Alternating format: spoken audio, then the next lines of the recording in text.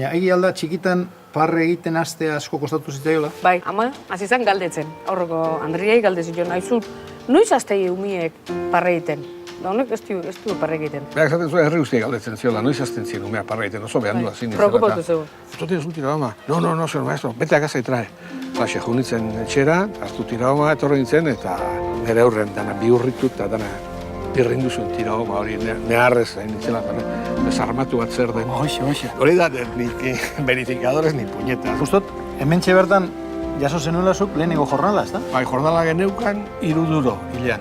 Eta gero, entierroak edo aniversariak o urte horrenak izaten baldin bazien, hainbeste. Amarena jo nintzela etxera eta Dena eman zenion. Dana entrenatu nion, eta berak esaten zuen nola hasi nintzen kalkulatzen urrengo hilabetean zein hilko zen. Halako basarretako amama gaizki dau eta leizte hilkoa. Viabilidade planak egiten.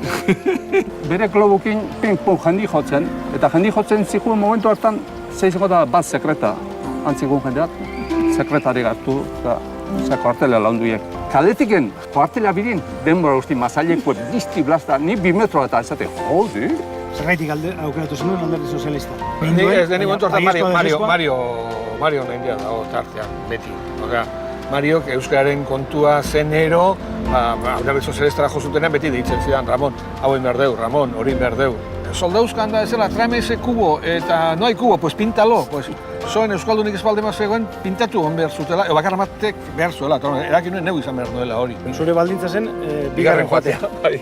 Ez izango zidatela, joan da bai izan zidaten. Orduan kartelak eta nire kontraia mugimendua berehala hasi zen, eskoltak inintzen hasi nintzen, baina batek esaten zidan, Gregorio se sentaba en ese asiento que te sientas tú. Zelako regaloa. Bai, da, pixkat. Orain begirada gaiztu daite zituen hoiek ikustea, zuekin gurutzatzen da, agur eta irrifarrez esateak pixkat zuetenaren kontra jartzen dago.